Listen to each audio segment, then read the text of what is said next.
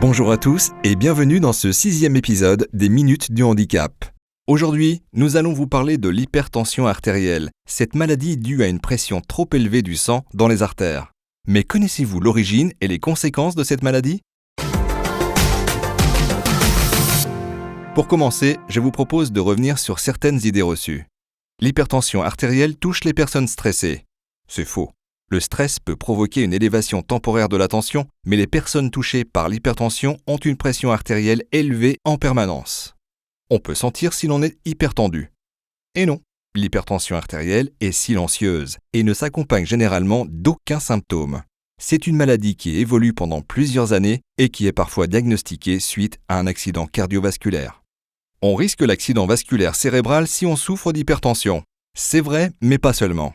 L'hypertension comporte aussi des risques tels que l'angine de poitrine, l'artérite des membres inférieurs, l'infarctus et des atteintes visuelles et rénales. Aucun traitement ne permet de soigner l'hypertension. Au contraire, un traitement médicamenteux permet de contrôler l'hypertension artérielle. Mais une bonne hygiène de vie est aussi indispensable, comme la pratique d'un exercice physique et une consommation limitée d'alcool et de sel. Le tabac augmente le risque d'accident cardiovasculaire. C'est vrai. L'arrêt du tabac ne permettra pas de faire disparaître l'hypertension artérielle, mais il limitera le risque d'accident cardiovasculaire. L'hypertension est héréditaire. Pas toujours. Il existe un facteur héréditaire et il est donc conseillé de surveiller sa tension et d'adopter une hygiène de vie saine si des membres de sa famille en souffrent. L'hypertension touche uniquement les personnes après 40 ans.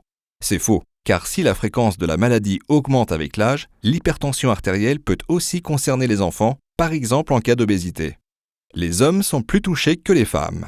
C'est vrai jusqu'à un certain âge. En effet, autour de la cinquantaine, le nombre de femmes hypertendues rejoint celui des hommes, étant même à le dépasser après 65 ans. Et en chiffres, qu'est-ce que ça donne ? Un adulte sur 3 souffre de pression artérielle élevée. Un décès sur 2 dû à un accident cardiovasculaire est causé par l'hypertension artérielle. Que faire si vous souffrez d'hypertension artérielle ? N'hésitez pas à contacter les référents handicap. Ils ont pour mission de vous écouter et de vous orienter vers les personnes et institutions compétentes liées au handicap, comme le médecin du travail ou la MDPH, la Maison départementale des personnes handicapées. Les référents handicap sont à votre écoute en toute confidentialité.